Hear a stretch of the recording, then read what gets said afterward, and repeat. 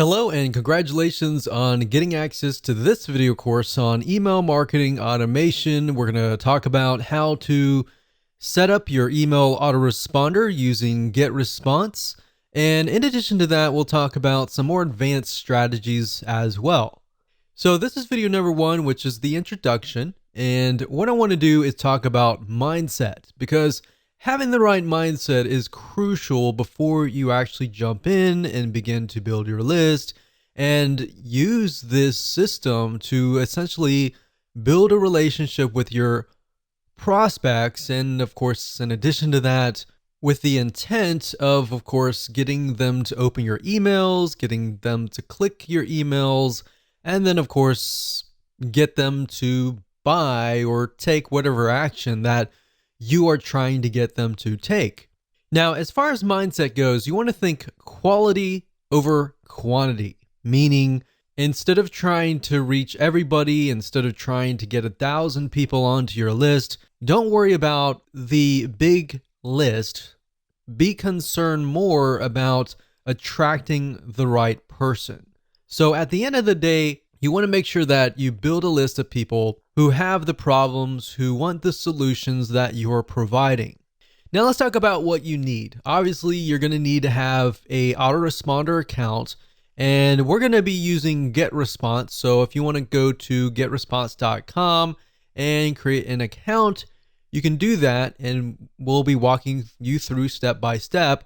You need to have a product or service to sell, or an affiliate product. So either it's going to be your own product, or it's going to be somebody else's product.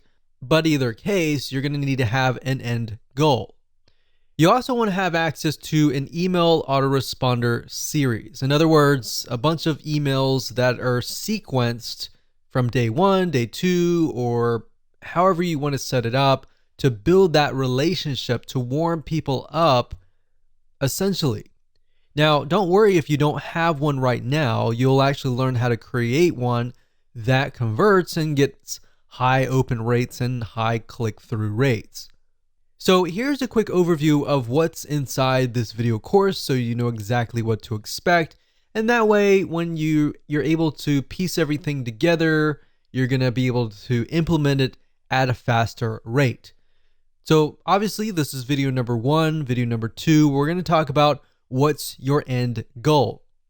And the reason why this is important is because if you don't have an end goal, you don't know exactly what you're trying to achieve, then you're not going to be able to build the list correctly, right?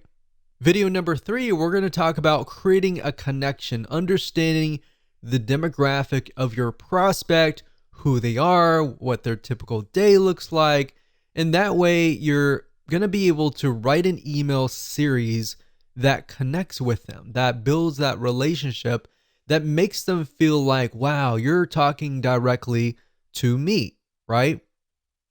Video number 4, we're going to talk about the backward email funnel, meaning how to create a high converting email autoresponder series.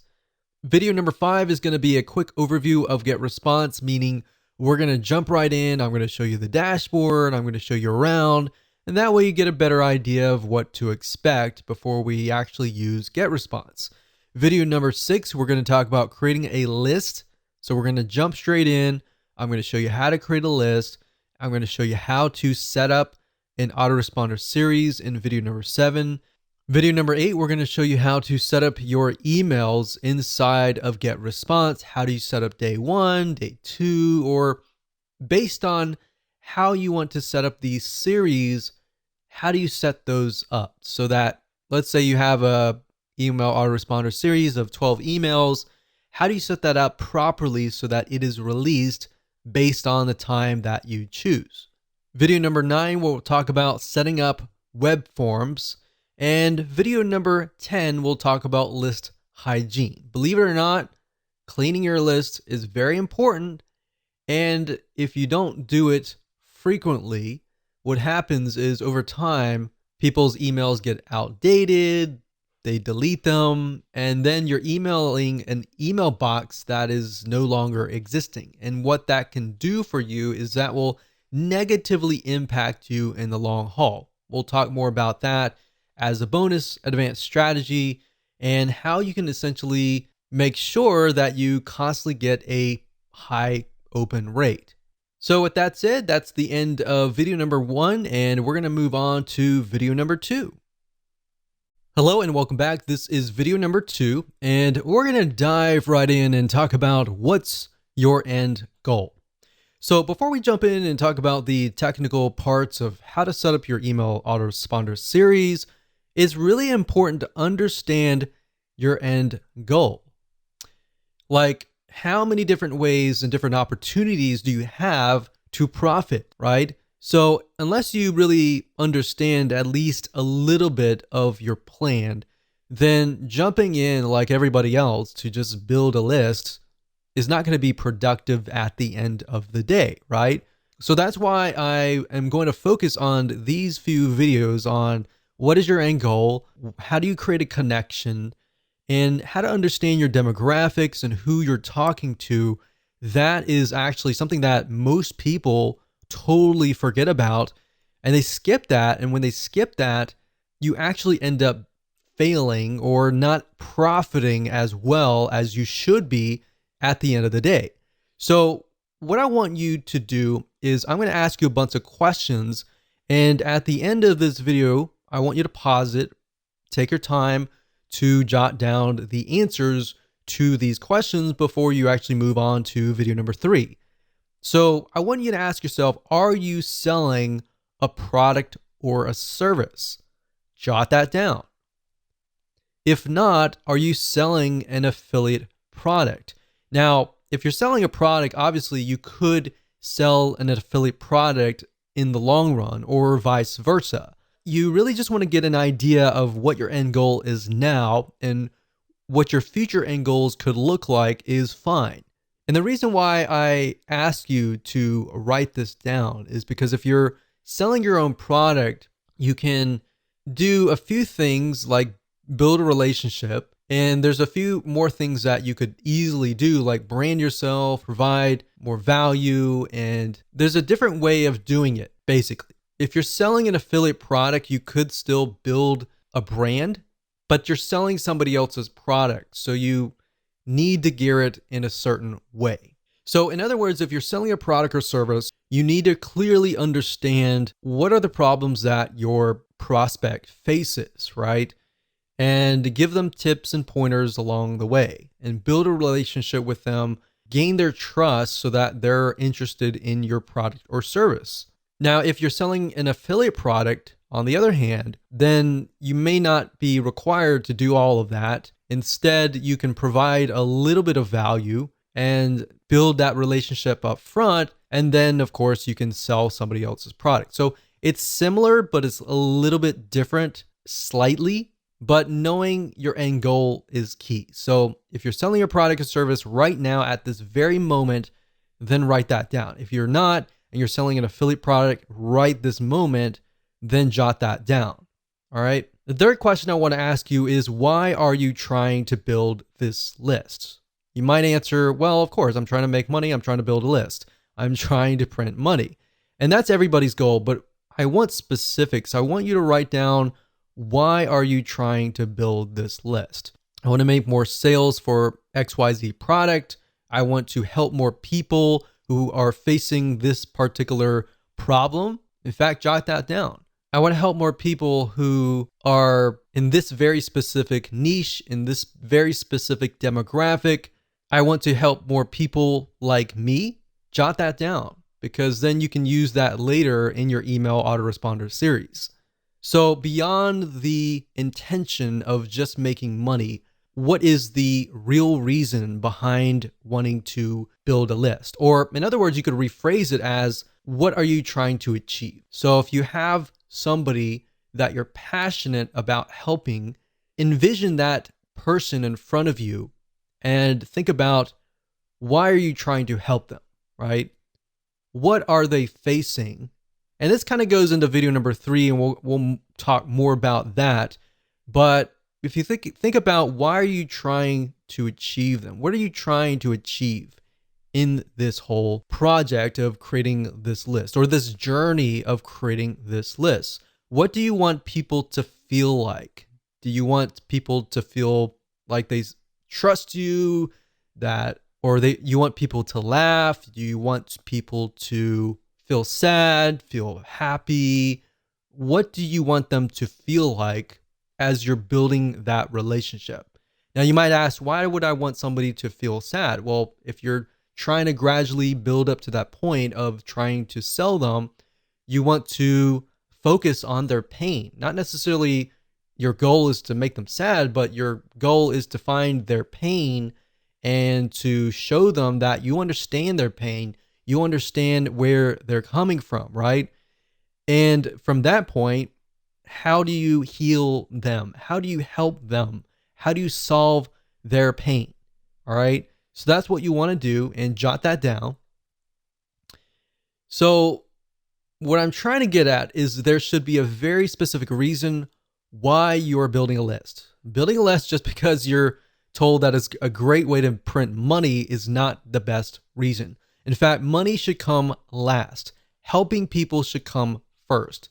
If you can help 1,000 people and those thousands of people are truly helped, or you provide them with a solution, even if they were to pay you $10, every single one of them, that would be about $10,000.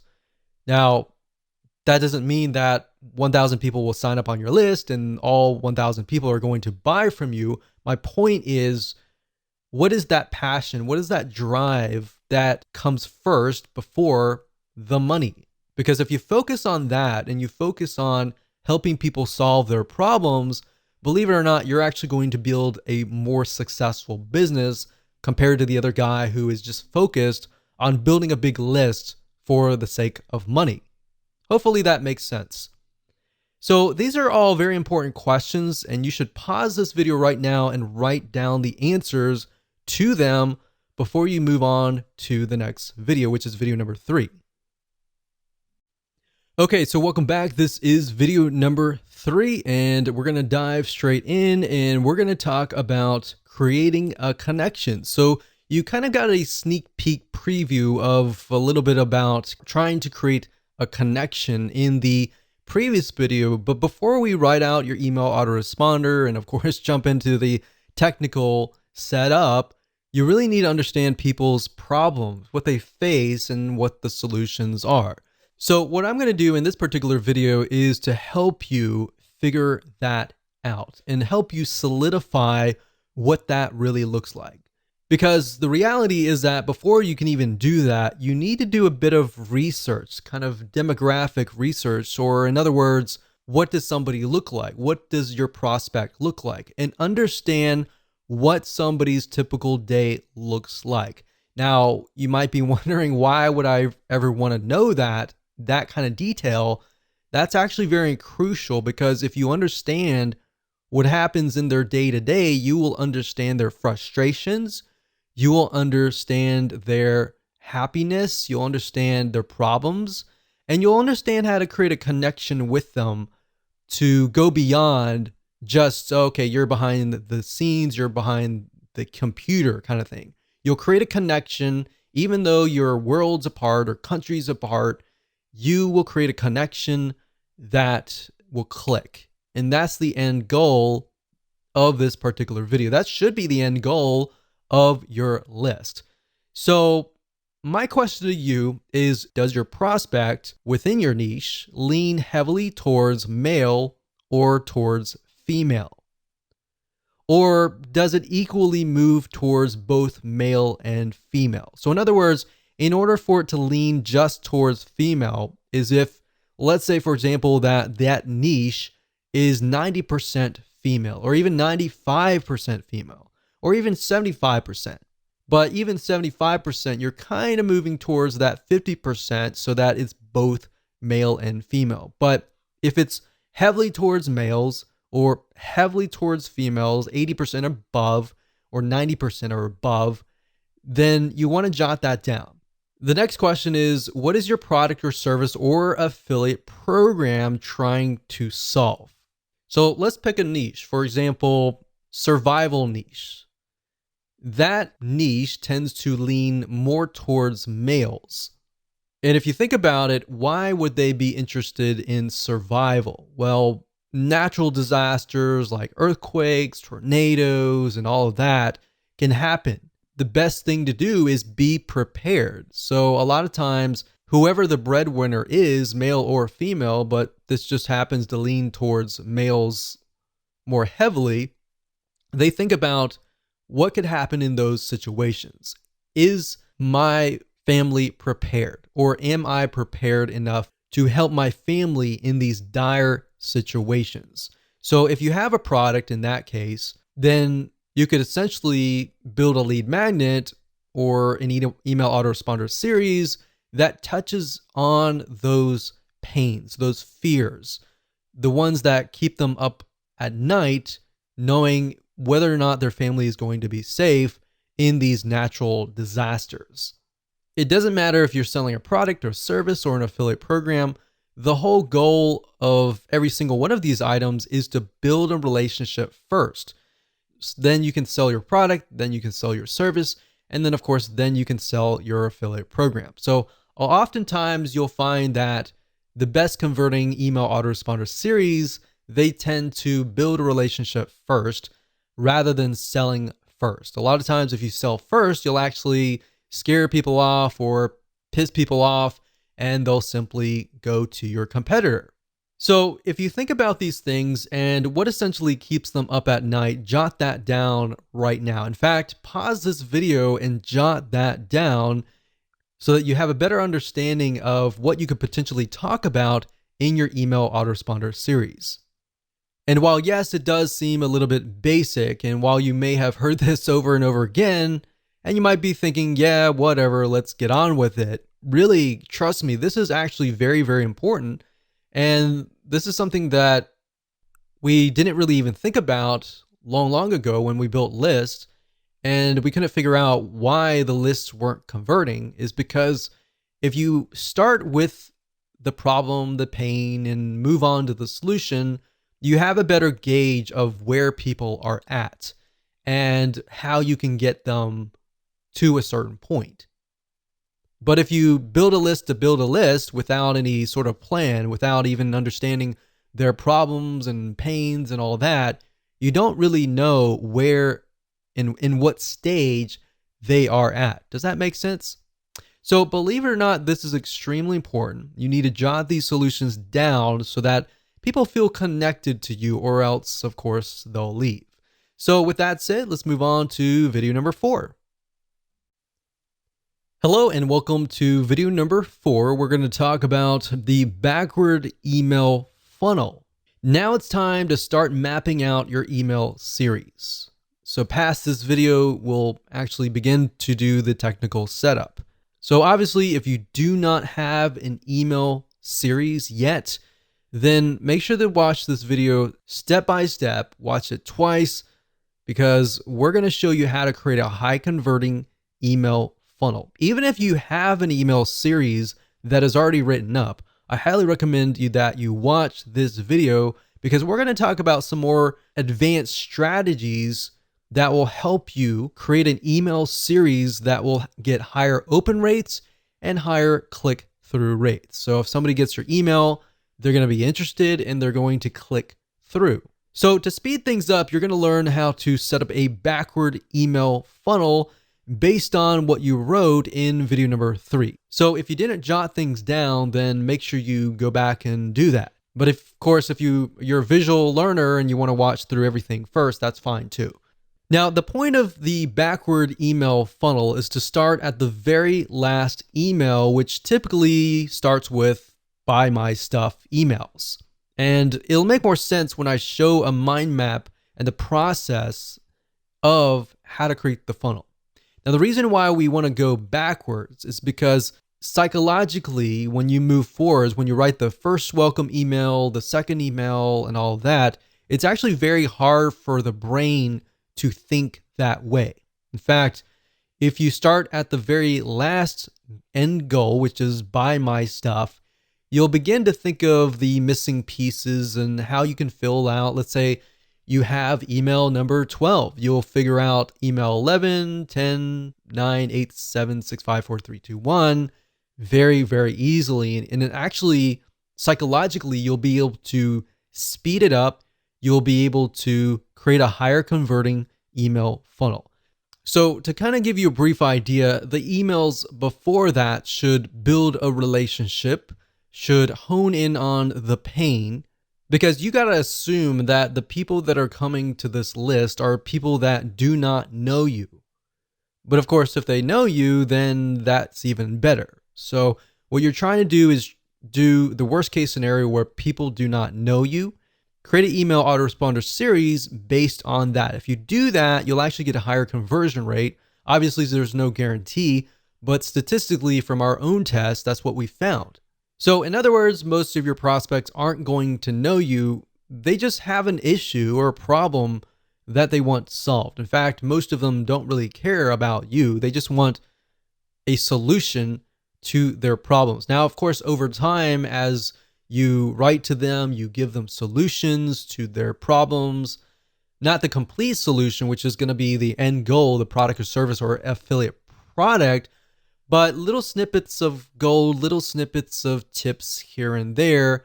Over time, they will build a relationship with you.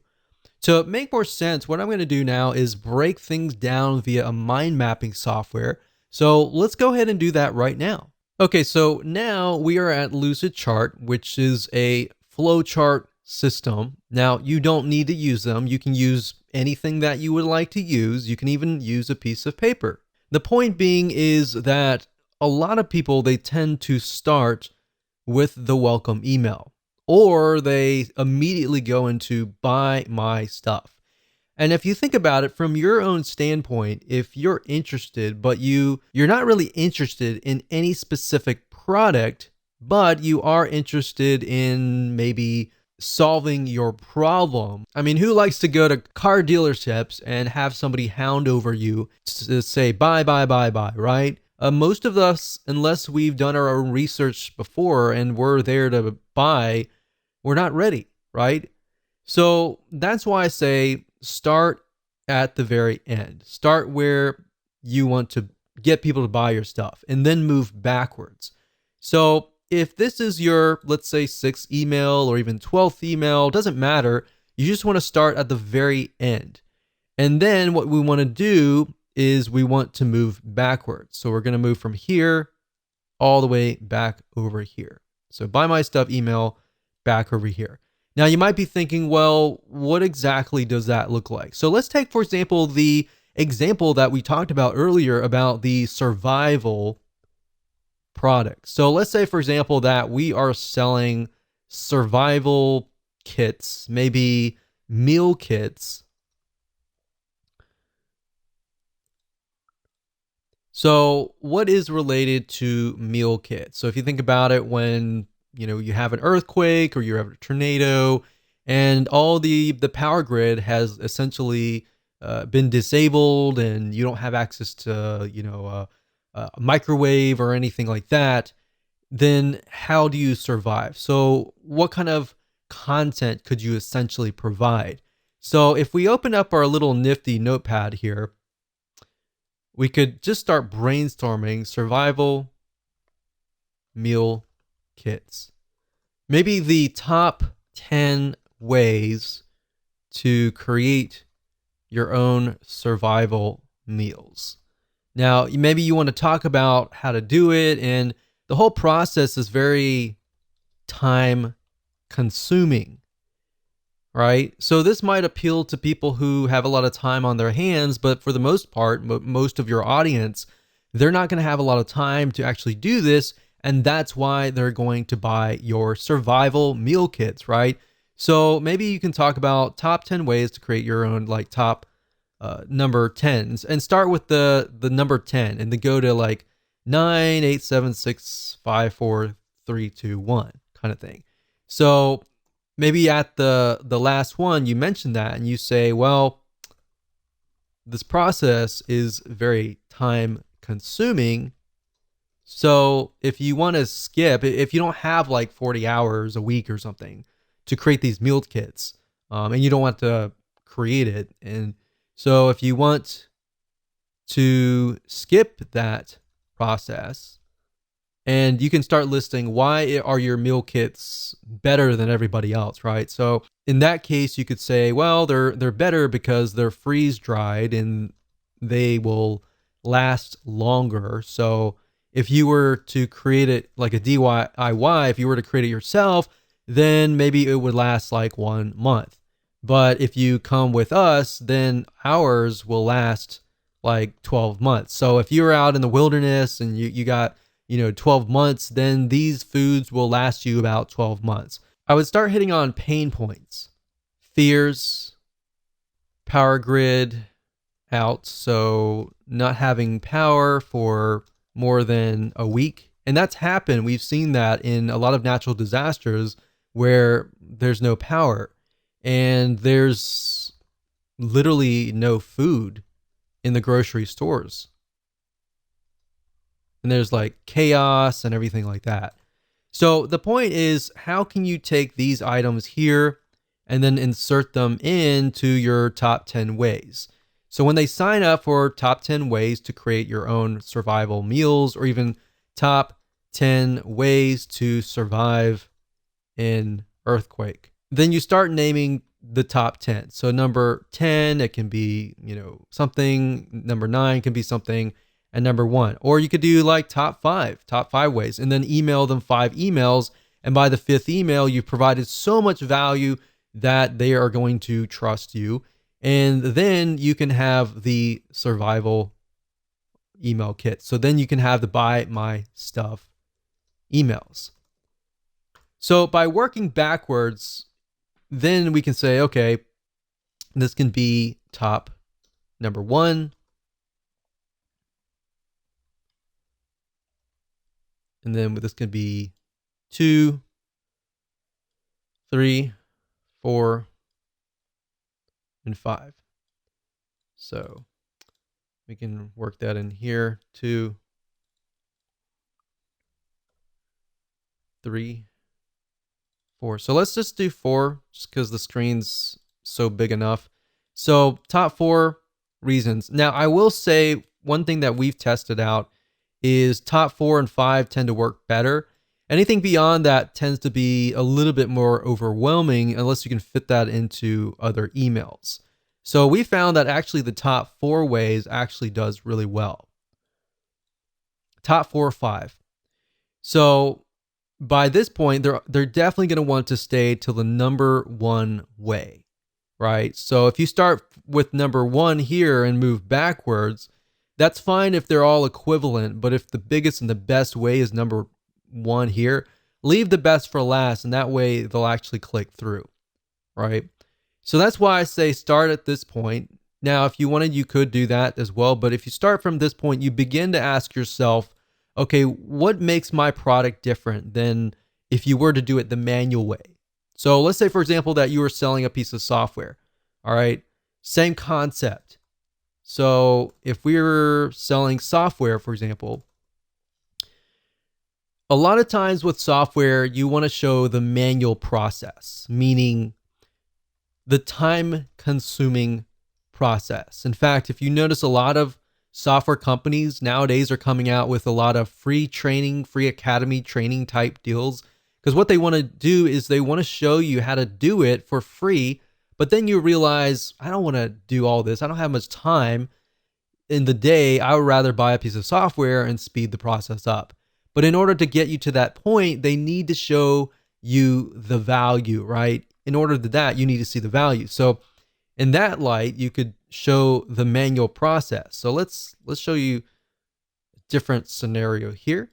So let's move this down. So this is a totally different scenario here. So let's say, for example, you're selling a piece of software.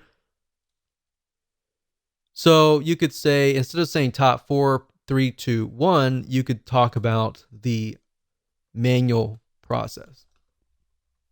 So this could be in the form of a blueprint, a secret plan, step-by-step plan, a video course.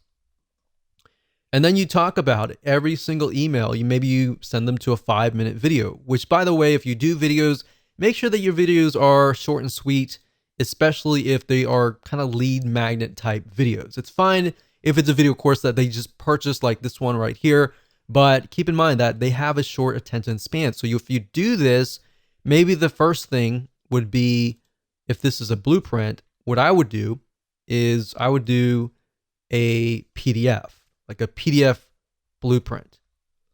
And then you say, in the next coming days or weeks, I'm going to show you step by step how to set things up. So we'll say step 1, step 2, and then step 3. So what you're doing here is you're showing that they need all of these emails in order to create a complete system. If you give everything up front at the first email, they're not going to have a reason to stay, right? So you want to make sure that you have it so that this is a complete system. So if they unsubscribe here, it's going to feel incomplete. Now, if you think closely about a movie, for example, a lot of times our brains don't like incomplete. So if you were to watch a movie and you saw even half of it, in your brain, usually you will think, I want to see the whole thing, right? If I only saw half, I want to see the whole thing. That's why our brains do not like complete. So that's what I'm showing you here. Now, in practical sense, what does that look like? Now, if you start out, welcome to, let's say, survival meal kits. So the first email will be a welcome email. Now, you want to make sure that you connect the emails. So at the end of the first email, and you talk about the top 4 reason or whatever that looks like, then you want to connect that somehow to the top number 3 in that first email. So you want to say something like, P.S.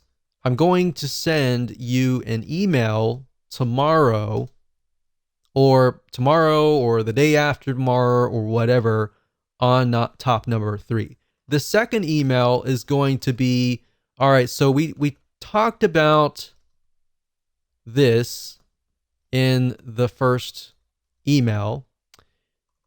Let's talk about top point number 3. And then, of course, in the PS, you're going to say, I'm going to send you an email in 2 days for top point number 4. So actually that's 4, 3, 3, 2, not 4. So that's 2. So I don't really need to go on, but the point is you need to connect them. So now that the arrows are going this way, we can actually move the arrows back.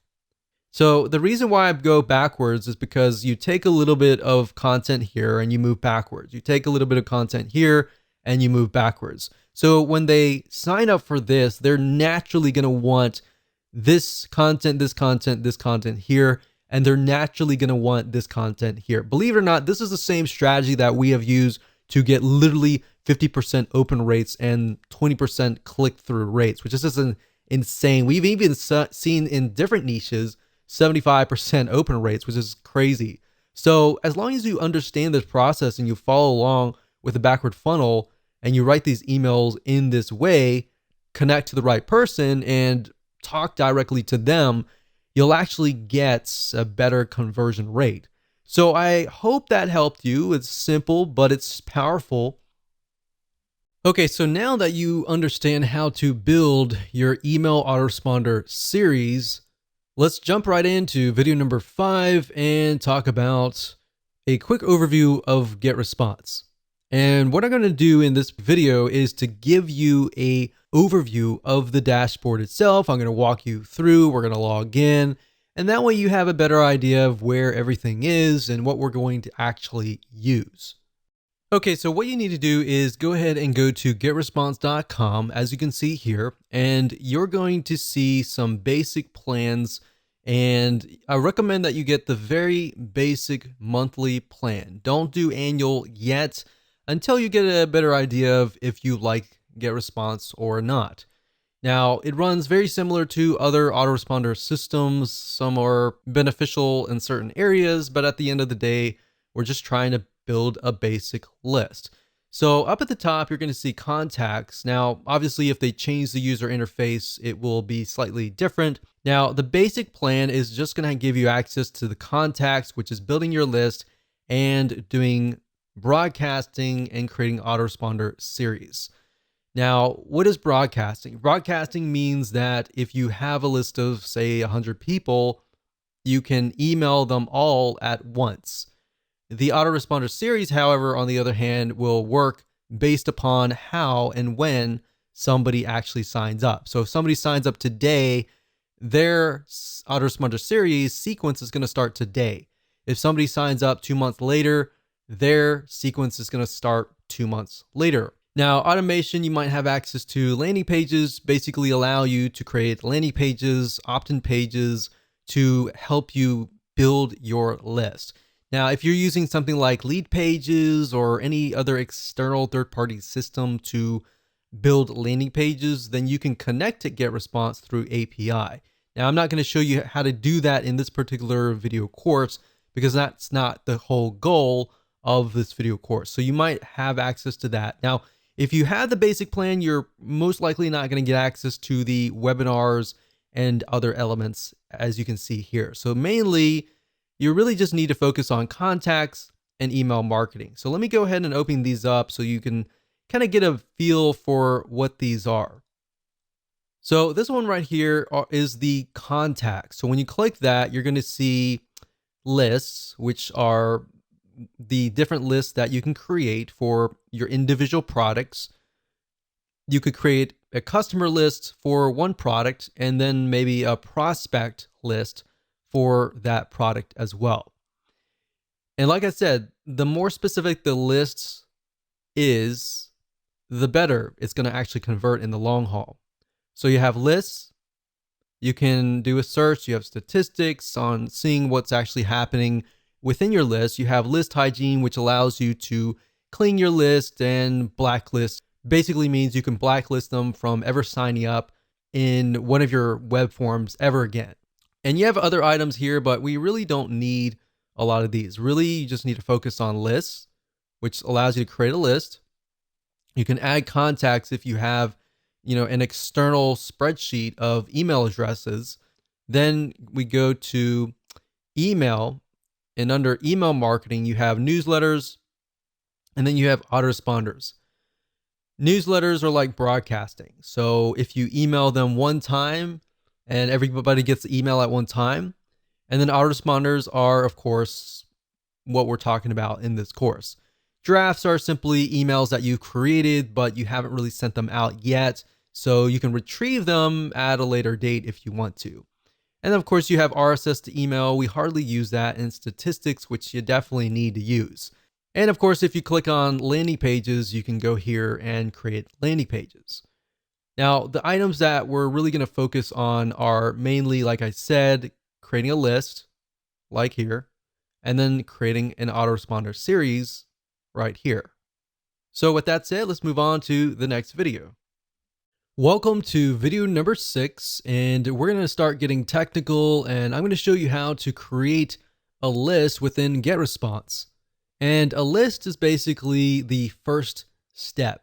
You can think of it like your campaign, and some autoresponder services will actually use campaign as the name of the list. So you'll see list, you'll see campaign, and it's pretty much all the same thing.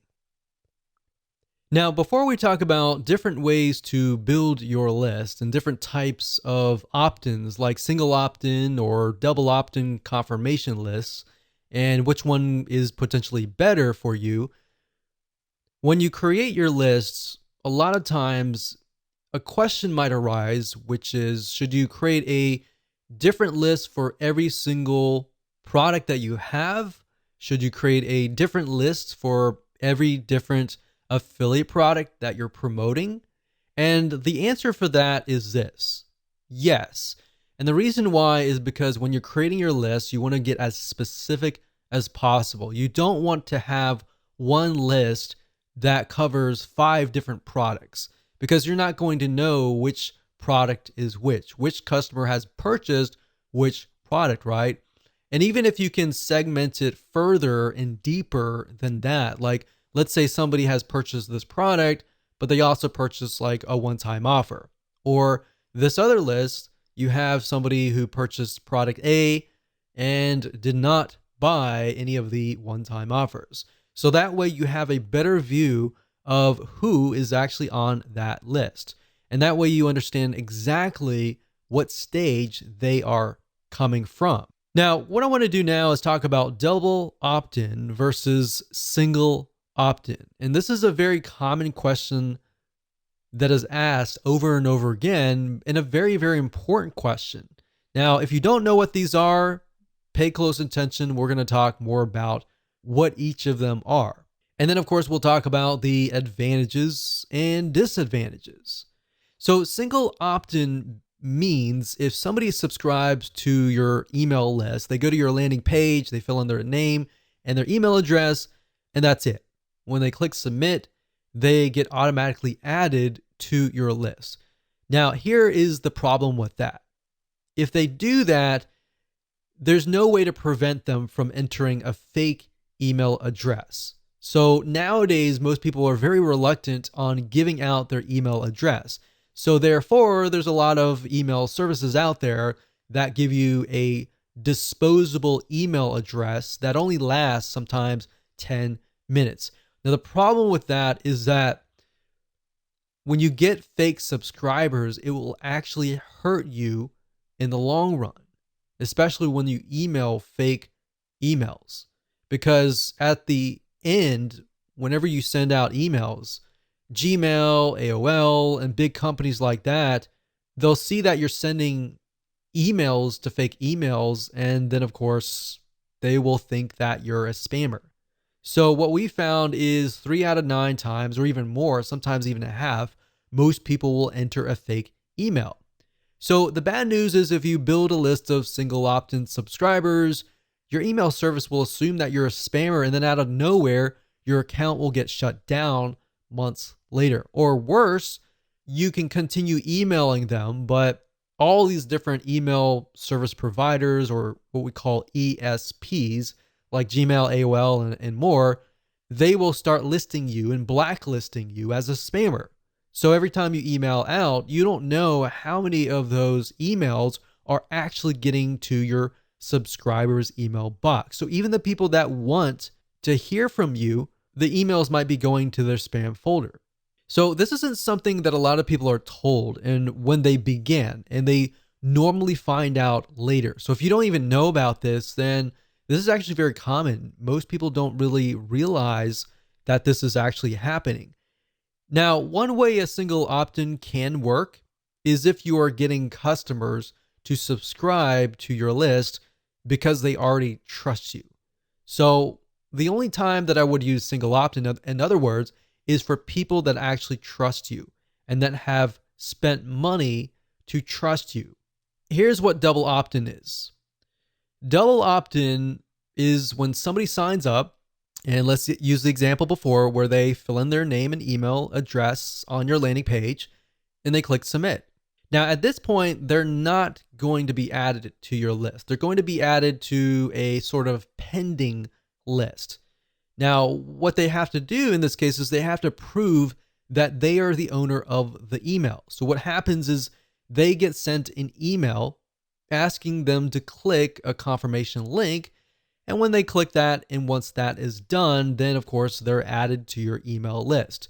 Now, if they fill in the name and email address and it's all fake, then of course think about that. That email will never reach them. And that protects you by allowing you to build a quality list. So instead of building a big list of 1,000 people, you might be building a list of 100 or 200 people, but these people are basically saying, I want to hear from you. Now, there have been studies, there have been tests. Some say that double opt-in works better.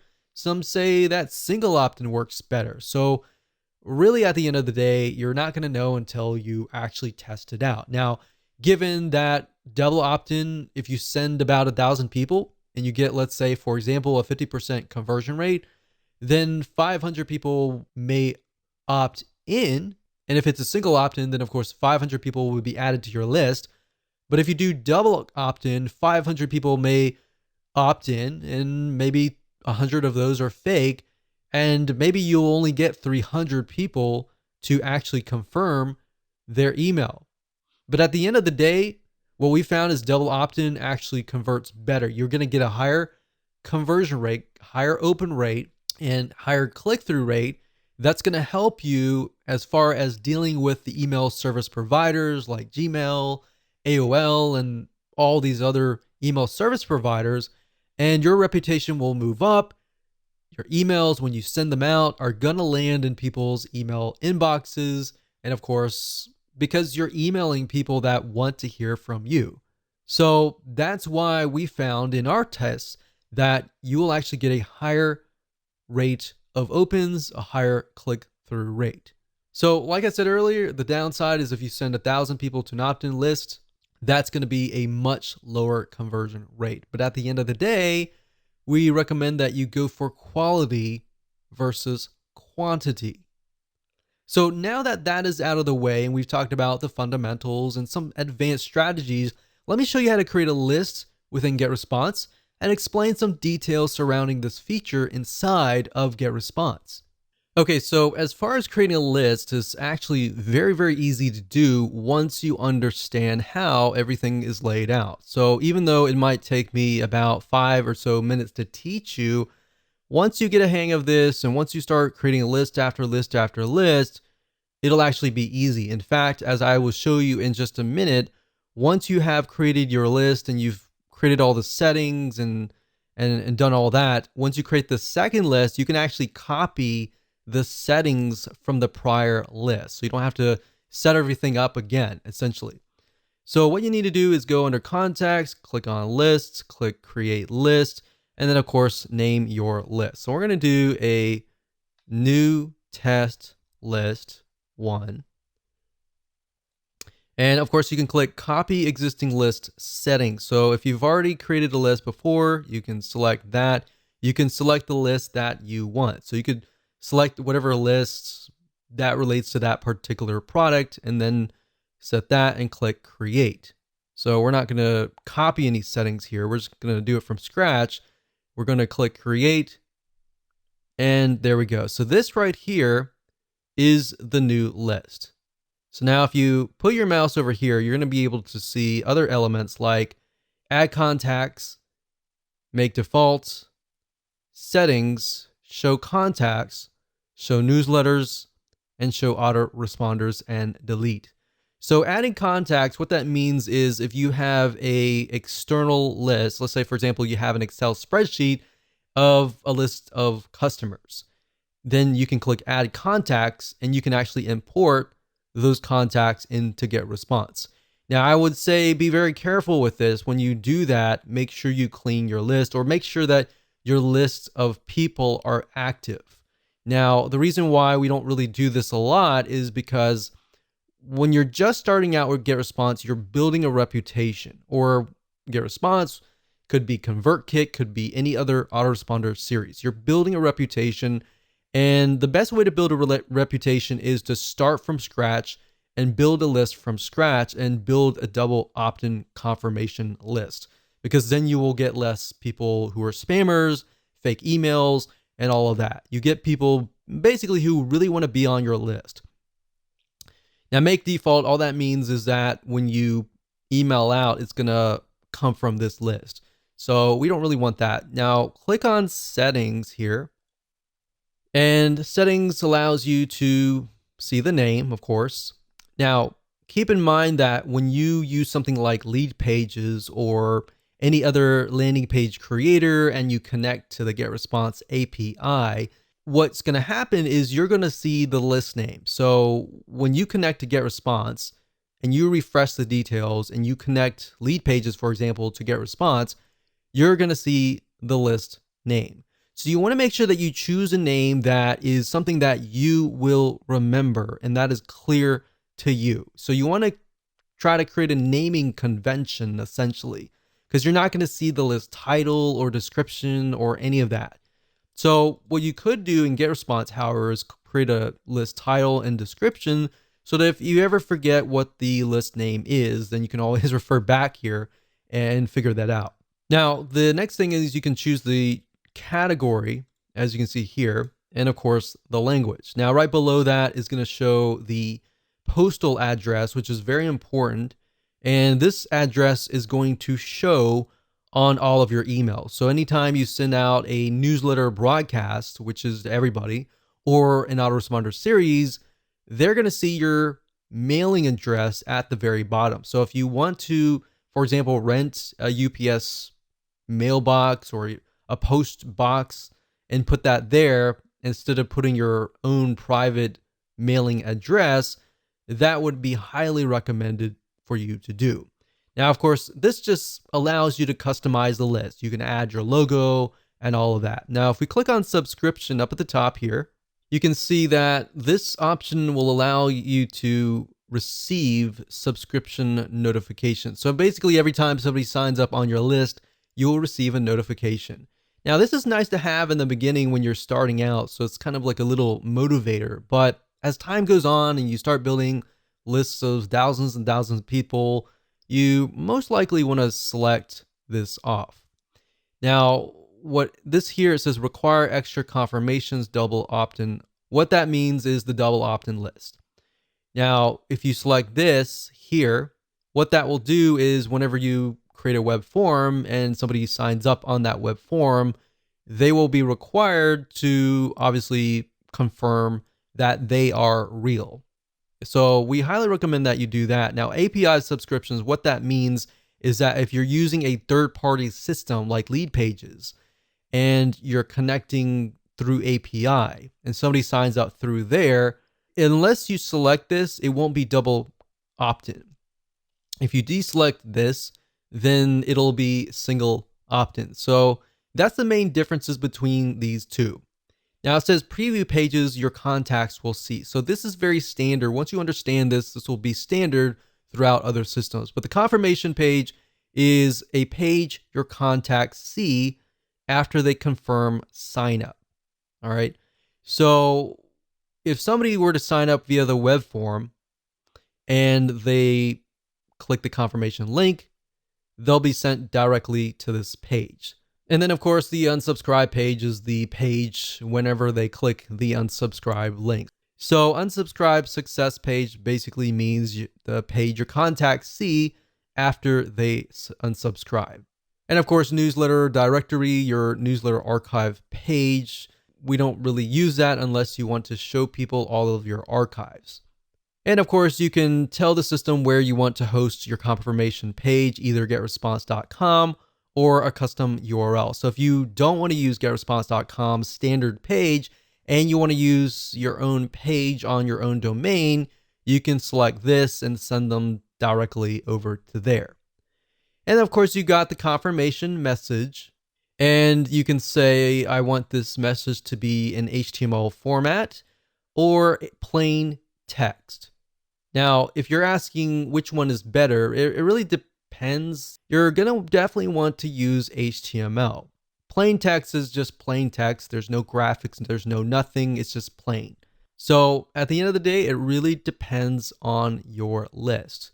And of course, you can change the confirmation message, which is the message that they'll receive saying, okay, we received a notification that you signed up on this list. Are you serious about this? Or was that actually you?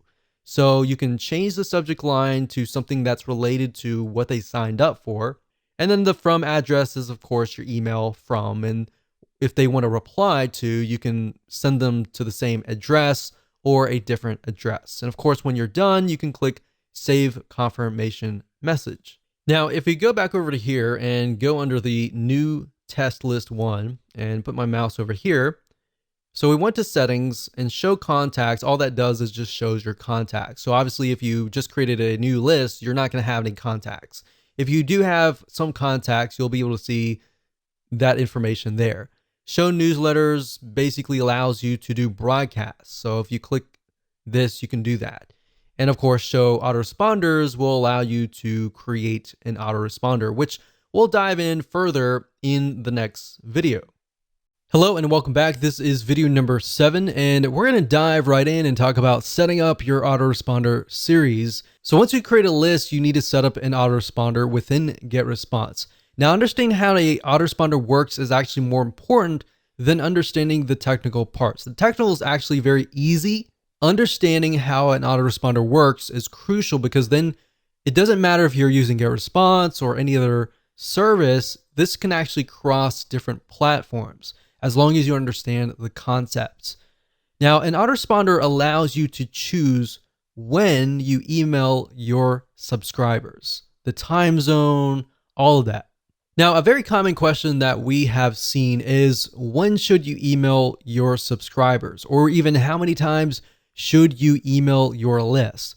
And while I can't give you an exact answer, I can say that it really depends on your audience. If you've done the proper demographic research and you understand somebody's typical day and all of that, then understanding when is the best time to email them is actually quite easy. Now, the beauty of GetResponse is that you can set it up to email them following the same time that they signed up, meaning you can catch them at the best time that they signed up. So let's say, for example, that one of your subscribers signed up on Wednesday at 3 p.m. What GetResponse will do is it'll actually detect that, and you could set that within your email autoresponder system and say, okay, email them every day at 3 p.m. or every week on Wednesday, 3 p.m. Now, you don't have to do that. You can actually set it up differently. You can set it up so that they receive an email every day, every other day, or once a day, and then you skip 2 days, and then you go 3 days. Or you can even set it up so that you only email them during Monday through Friday, and you skip Sunday and Saturday. Now, the only time that you would want to do that is, let's say, for example, that you're a local business or you know that your audience is not going to be available during Saturday and Sunday. So that's why it's crucial to understand when your prospect is actually near the email, they're near their desktop, they're awake, they're not working, and all of that. And like I said, you can email them based on time zone, which is great if you are reaching people globally. That said, what we have found though across the board in different niches is that we found that 10 a.m. or even 10:30 a.m. is to be the best time to email. What we found is weekends are also awful, and they're very awfully low in open rates, but they tend to be higher in quality click rates, meaning out of 1,000 people, you may normally get 400 people to open your emails during the week, but maybe during the weekend, you might only get 300. But out of those 300 people opening that email, they might click through at a higher rate. We can't give you a definite answer with that as well, because different niches are different. Another thing we found is that Mondays tend to be low. And that typically is because people are coming off the weekend, they're tired, and they a lot of times don't really want to check their email. They have to check their email, but they may not really want to check their email, or they're catching up on things and they're really, really busy. But we found that often Tuesdays or Thursdays tend to have higher open rates. Now, if you want, you can go to Google and type in the best time to email your audience in a specific niche, and you might actually get that data. Because a lot of the email autoresponder services out there will actually collect this data and provide that to you. Like I said, at the end of the day, you don't really know. Unless you really know your audience and you know what their typical day looks like. You know, out of 1,000 people, the majority of people, they wake up, they go to work, they come back. Maybe during lunchtime, they are actually near the computer at 12 p.m. or even 11:30 p.m. You know that. And you know that they come back home. The best time to reach them maybe 7:30 or 8 p.m. during their time. So that's why understanding their typical day and what that looks like is so crucial. So now that I've covered some basics here, let's jump right in, go to GetResponse, and I'm going to show you how to set up an autoresponder series using the GetResponse system. So there are two different ways to create an autoresponder series. You can either go under email marketing and straight to autoresponders, or you can go the roundabout way if you're at the contact list section and go under contact lists, go where we showed you earlier and select show autoresponders. But if you select that, you're essentially going to be sent over here. So it's just easier to go here. But I wanted to show you that just in case and you have a better idea on how to navigate GetResponse.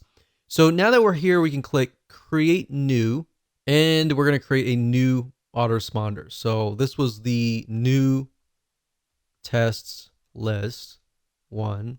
And we could call this like survival meal. So this is obviously for you and you alone. Now on the list, we have to connect the autoresponder to the list. So we have to select this and then find the list, which is the new list 1.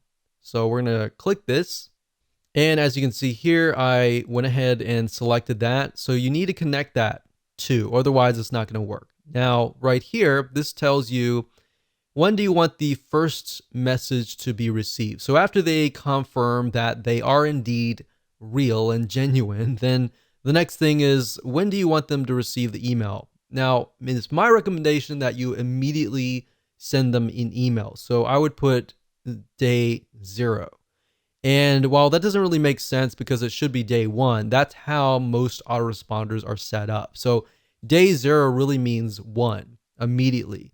Day 1 usually means the next day, 24 hours after that.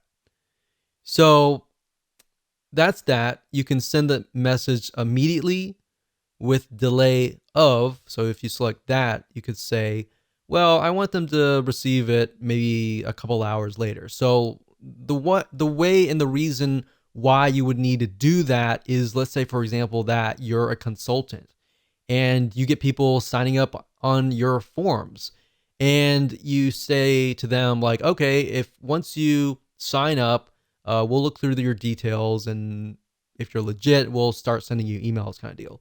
Or if it's a local business, you could specify that I only want to email on Monday, Tuesday, Wednesday, Thursday, Friday. We'll negate Saturday and Sunday. You could do that as well. So you could send immediately on these days and skip out on Saturday and Sunday. Now, if you're selling info products or software or anything that relies on emailing 24/7 and you don't really want to remove a certain day, you want to make sure that all the checkboxes are chosen. So now what we need to do is we can create the first email. So I'm actually going to dive further into this into the next video, but all you have to do is click create new email, and I'll create the first email here, and then we'll show you how to create the other emails in the future videos. But the message name is the name that will appear in the list of your messages. It's not going to be seen from your subscriber's point of view, but it's just there so that you know what that email is. So if we say survival kits email 1, and that's just for us, the subject, of course, will be different. That's something that your subscribers will see. So you definitely don't want to put the message name. So we could say something like welcome to survival. And then when you're done, you click on next. Now, I don't want to cover too much because we're going to actually show you that in the next video. Hello and welcome to video number 8. And in this video, we're going to talk about setting up your emails. So now that you understand how autoresponder systems work and how to set them up, it's time to set up your emails so that we can fill in the autoresponder series and then connect them to your email list. And we'll make sure that you understand everything from start to finish. So let's jump right in. Okay, so I'm starting off where I left off in the previous video. Of course, message name, like I said earlier, is the name for you and you alone. Your subscribers are not going to see this. And of course, subject line is going to be the title or whatever shows up in the person's email box before they click. So you definitely want to make sure that they know that this is coming from you. So if they signed up for, let's say, survival meal kits, then you need to do that. Or if they signed up for the top 5 ways to make meal kits. So you could say, here's your top 5 survival. So you want to make it short and sweet, but to the point. And if you can think of less words to fit what you're trying to do, that's actually even better. So once you're done, you can actually personalize this as well. So we can say first name, Here's your top 5 survival guide. And you can add symbols as well. One thing that we've tested and we found that works really well is emojis or symbols, like so. A lot of emails, you'll notice they don't have a lot of emojis or symbols. So if you can add them, that will actually get people's attention. Now, you don't want to do it too much and overdo it, but that's there if you need it. And then we'll click on next step. Now, it's at this point you can decide what you want to do next. You can either choose pre-designed templates and make it pretty, or you can simply go straight to plain text, which basically means there is not really going to be any graphics or anything. It's just going to be plain with links. Or you could do HTML editor. So it's really up to you. If you're just starting out, I would highly recommend that you choose one of these templates because they look really nice. And unfortunately, people do judge you by what they receive. Now, it really depends on your audience. If they really just want the content and they want the report. Now, keep in mind that if you are trying to track if somebody actually opened the email or not, you definitely need to use the HTML code editor. The plain text editor doesn't really track that information, but what it does track is if somebody clicks on your link. Because what happens with the HTML code, they'll insert like an image, and if somebody opens like their email on their phone, it'll load that image and it'll trigger the stats to let you know that, oh, this person actually opened their emails. So that's just something to think about when you get started, because if you only do plain text emails and you do a search on how many people actually opened your email and read it, the data is not really going to be there. All right. So that's why that is important. So let's say, for example, that we're going to go through here. So we got creative agencies, arts, education, financial services, online marketing. So since we're dealing with food in this case, we could select something like this. Now, one thing that I have noticed with a lot of email service providers is that if you insert way too many images, that can actually impact you negatively.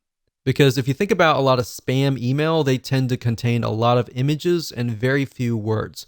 So you definitely want to keep a balance of words and images. And you also want to think about, is this going to look right in somebody's email inbox if they're using a mobile device or if they're using a Mac? And there's many different types of resolutions: PC, Macs, mobile devices, tablets, and all of that. So selecting a template is actually very easy. You just point and click and you can get it done. For the sake of simplicity, I'm going to choose HTML code editor. Now, this might look a little bit daunting, but it really is not. If you click on Show WYSIWYG, WYSIWYG is what you see is what you get. And what that means is it's an editor, and what you see is literally what you get. And it's kind of like a Microsoft Word processor. You could say, hey, and you personalize this, so you can do first name. Now, this is only going to work if you are actually accepting their first name and last name on your form. If you're only accepting their email address and you put this here, it'll actually say, hey, friend, or even hey, NA. And you don't want that, the NA part. So if you're not doing that, just say hey. But this personalized button here allows you to personalize your email. So you can do first name, last name, email. You can do country. You can do all sorts of different variables, phone number, and all that. And like I said, they're only going to work if you've collected that data, because if you haven't, it's not going to work. So a typical welcome email will say, hey, so-and-so, thank you for signing up. Here is the free report or software or ebook or checklist. Now, if you're following what we talked about earlier with just the emails, you can say, thank you for signing up. Here's the top number 1 or top number 4 way to create your own survival meal kit. So you can enter that information down below here, or you can include a link. So if you were to include a link, let's just use Google, for example. So http://www.google.com. So you could do that like that, and you can link it, or you can say, click here. You can highlight that, and then of course you see this little chain. The chain is a link. So if you think about chain link, that's where it came from. So we can copy that here. You can say open this in a new window. So if somebody clicks it, then it's going to open in a brand new window. If you don't have these elements, then what's going to happen is when they click the email, they are going to be forwarded directly to wherever you're sending them. So you can say, here's the top number way, click here, your name, and then you can say PS. By the way, tomorrow I'm going to send you the number 3 way to do blah, blah, blah. So like I'm saying, you don't really need to, obviously, survival meal kit, but you can use it for any niche. But as long as you connect it and tell them in advance, like, hey, there is something coming, then they're going to be excited about it and they're going to look for your email. A lot of times the reason why emails don't get opened up is because people are not looking for your email. They're just shocked and surprised. But if they're aware that it's coming, then they're more likely to be ready to open the emails. And that's why you get higher open rates because of that. Now, one thing I will say is what's nice about GetResponse is down here, when you're done, under test message, you can click inbox preview. And what that will do is it'll show you what it looks like in people's inboxes. So if it doesn't look right, you can always change it around. Now, the spam score allows you to see what your score might be. And in other words, how will your emails get to the inbox, or will it go through to the spam folder? Now, the nice thing about GetResponse is it tells you what you need to do. Now, this isn't really something that you can touch, but these here, HTML right here, there's no HTML tag. So because there's no HTML tag, I got a negative 0.6. So how do we bring that lower? Well, I'm going to show you. If you click on hide WYSIWYG, you're going to see HTML code. Now, don't make this scare you in any way. I'm going to show you how. So if we zoom in here, if we type in bracket, open bracket, close bracket, HTML, open bracket, close bracket, body, all right, and then we go to the very end, go to the very end here. So it's going to look like this. It's going to close, but instead of HTML and then body, it's going to be body and then HTML. So we type body, open bracket, close bracket, HTML. And then the thing that you need to do with the ending tag is a slash. The slash is saying, hey, this is ending and there. So we've got HTML body, body HTML. You don't need to know what HTML is. You just need to follow that. Add those tags to the before and after, and there you go. So as long as it's not like 4 out of 5 or 5 out of 5, you're good. And that's how to do it. So click next step, and then we look at the autoresponder. Everything looks good, and we can click save and publish. And one thing you could do is up at the top here, when you click this here, you can select the list, which is new test list. And it's going to show you all the email autoresponders in here. So these are all the emails. So if you have a second email, we can add a new one and we can tell it when to send it. So as you can see here, this email is being sent and status is on. Send immediately any day of the week. So if we click on create new and we, let's say, for example, create a new email, and then we can name it. So we'll do survival email 2. And on day 1. So now if you want to do it every day, you can. So you create a new email and then a new email, and it's 0, 1, 2, 3, 4, 5, right? And then 6. But if you want it on, let's say, every other day, so we emailed out on the 0 day, we're going to skip the day 1, and day 2 is when we're going to email out. So it's going to be every other day. And the reason why you wouldn't want to do that is because you want to give people the ability to absorb the information. But if it's really short, straight to the point pieces of content, I wouldn't do every other day. I would just go ahead and start emailing them every single day. So I would do that, do the same process, create a new email, subject line, message name, do the same thing I showed you, and then you'll click save and publish and you're good to go. Now that you have set up your autoresponder system, you can set up your web forms. In other words, web forms are forms that allow you to collect people's emails and their names and get them onto your email list. Now, keep in mind that a lot of you may not need to do this, especially if you're using a landing page creation system like Lead Pages or something else that connects to GetResponse or your autoresponder system through API. If you're doing it that way, you're not going to really need to know how to do this. You only need to know how to do this if you're not using those systems. Now, at the same time, if you don't know how to do this and you've never done this before, I would highly recommend that you actually watch this video so that you have a better understanding of how things work, because there will come a time where you may need to set this up. So with that said, let's jump on over to getresponse.com and I'm going to show you how to set up a web form. Okay, so to create a form, all you need to do is go to this forms and surveys. So click on this and you're going to see manage forms. Next thing is click on create form. And then of course you'll have the ability to create a form. So you can either use the list builder wizard, as you can see here. So this is a variety of different forms. You can create newsletter signups, free course signups, different types of purposes too, like leave feedback forms, Facebook forms, blank forms, order forms, and more. So it's not just web forms, there are all sorts of different forms. But for this purpose today, and in this particular video, we're going to focus on sign up forms. So we're going to click on newsletter sign up. And even though this information has like nonprofit organization, it doesn't necessarily mean that you have to use that logo. As long as you see something that you like, you can pick it and you can change the graphics, you can change the background, and of course you can change the text.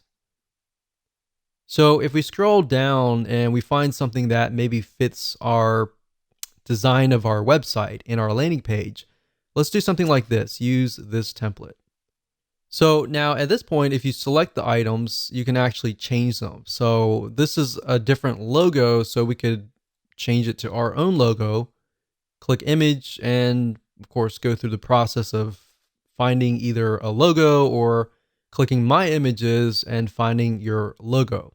Now, for the sake of simplicity, I try to keep my web forms very simplistic. The text should say something like, sign up for this free report, free ebook, free checklist, the top 5 ways to create a survival meal kit kind of deal. You have to tell people what exactly that they are getting so that they kind of can visualize what they're going to get on the other side. So keep it simple, straightforward, to the point. Enter the name, email, and then sign up for updates. Now, what I recommend that you do, and this is something that has worked well for us, is to change this into something like send me the report. So that way, psychologically, when they click on that, they're thinking, oh, I want you to send me the report, right? If you just have a submit button and that's it, in reality, your conversions are not going to be as high because it doesn't really tell people what they get. So this tells people what they get, but this tells people that, okay, they're definitely going to get something. So send me the report, send me the checklist, send me the report to my email. So that way, the next step in their mind, psychologically, they're waiting to receive an email, all right? Now, you can test this out. If you only want to collect emails only, you could remove the name here. But if you do that, just keep in mind that when you customize your emails and you personalize them, you can't say, hey, first name, because you don't have their name. So going through here, these are just elements that you can add. And of course, you have the layout and the style. You can change the design, the color, and all of that. When you're done, you click on Save and Publish. And there we go. So we're almost done. And now there are several different options that you have. You can say, I will install the form myself, and it'll give you a script code. So this is JavaScript. You can click copy. And then of course you can add that to your landing page, you can add that to your blog. Now, like I said, if you're using Leadpages, then you're never really going to have to even go through this process. This process really is only for if you are posting this directly to your blog or anywhere else. You can also say GetResponse will host my form. So what this will give you is a direct link to a URL. So if we go here, when somebody goes straight to that link, they are then of course sent to the opt-in here. I would not recommend that you do this unless it was like a customer or somebody that really trusts you. In fact, I would highly recommend that you use an external landing page creator, or you use the built-in one in GetResponse. And if you do that, you don't even need any of this information. And that's how to create a web form. Hello and welcome to video number 10, and just want to say congratulations, you have reached the end of this video course. This is a bonus advanced strategy that I'm going to teach you that a lot of times you are not taught, and most people don't even realize that this is happening. So kind of going back to what we talked about in single opt-in versus double opt-in. If you create a double opt-in list, you still need to do a little bit of cleaning, but not as much is compared to that of a single opt-in list where you could be getting a bunch of fake emails. So in other words, cleaning your lists consistently and maintaining that every single month. Because like I said, email ISPs like Gmail, AOL, Yahoo, they do care if you have people on your list that are actually active or not. If they're not, that can be an issue. So if you have a list of 1,000 people, and out of that list of 1,000 people, you have 100 people on there that are fake, that will actually hurt your email deliverability. So even if you have 900 people on there that are not fake, because the ESP or email service provider sees you as a spammer, they may not allow those 900 emails to even get to your legitimate subscribers, if that makes sense. So how do you go about doing that by using GetResponse? So what I'm going to do now is let's hop on over to getresponse.com, and I'm going to show you step by step how to clean your list. Okay, so there are two different ways to do list hygiene. And one of the ways is by simply going to getresponse.com, logging into your account, going under contacts, and then of course you will see list hygiene. If you go here, you'll see delete contacts or blacklist. If you click on blacklist, this will allow you to enter email addresses of people that you want to blacklist across your whole account. So to do that, what you can do is go to blacklist, click global blacklist for my account. And what that will do is it'll remove them totally from all of your lists, meaning anytime somebody tries to sign up again, they won't be able to sign up. Now, obviously, they could get around that by entering a fake email if you had single opt-in turned on, or they could use a fake email address even if you're using double opt-in as well. So this only protects you to a certain degree, and this works actually really well in a lot of non-technical niches, especially. But if you are in a more technical niche like marketing or business or computers or programming, then this here can help you to a degree, but only to a certain degree. And of course, blacklist for specific lists, which allows you to blacklist people for specific lists. But at the end of the day, we recommend doing the global blacklist compared to the specific lists. Now, another way of doing list hygiene and finding people that are maybe not active is by going to click search. Now, another way to do list hygiene is go to search and click on advanced search. And what we're trying to do here is find people that maybe who have never opened an email before or have never clicked a link before.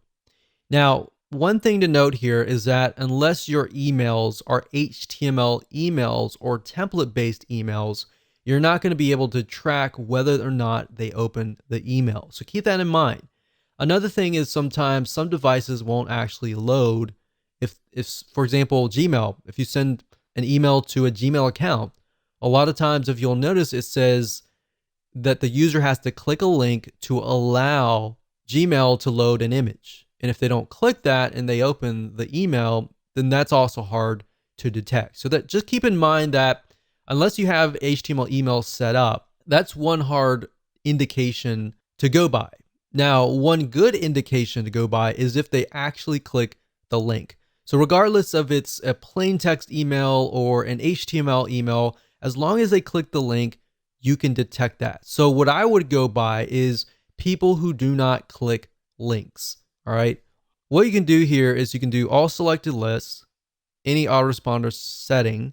So basically we're saying every single subscriber, and we're going to add a condition, and let's say contact actions. So message open. And like I said, it's hard to detect that. So let's say last click date. So if last click date is before a certain date, and we click apply, and we notice that we have about 100 people who have not clicked any links within the last, let's say, 6 months, then you probably want to delete them, because that means they're most likely inactive, and you're paying for inactive people. I know psychologically you might be thinking, well, I want to keep that list. What if that list were to come back? You put them into a segment, you email that list, and you say, hey, I noticed that you haven't clicked any links. I wonder why and how I can improve my content to fit your needs. Something like that may allow you to reactivate people who just aren't opening their emails. And you got to keep in mind, some people are just busy. So you can do that, but you can do the opposite. And let's say you send that out, nothing happens, and you might get a few people clicking. But then, of course, you have the far and few people that just don't click. They sign up, they forget about it, and they go to the move on to the next thing. So for those people, you can say contact actions last click date is before, let's say, 6 months out. So we click apply. And then now what we do is we see there's a certain amount of contacts down here that we'll be able to see how many people are not clicking the links. So now what we can do is we can save this. We can click this here, this email address, and we can save it as a segment, and then we can email that segment. There are many different ways of doing this, but you really need to get creative and just think about, okay, what signifies somebody who is not active? And if they're not active, I shouldn't be paying for them on my list. And number two, believe it or not, they will actually harm your list. So if you have a list of 1,000 people and only 10% are actually clicking through, or worse, only 1% are clicking through, then because it's a bigger list, you have a smaller amount of percentage. And as you're emailing out, the email service provider will analyze how many people are actually clicking your links. Now, let's say you have 900 people out of that list that are just inactive. So you delete all those 900 people, and then you are left with 100 people. But let's say those 50 out of the 100 people were clicking anyways. Now you've narrowed it down from a very small percentage down to 50% open rate and 50% click-through rate. So maybe a higher open rate, a larger 50% click-through rate. And that is why you need to clean your list.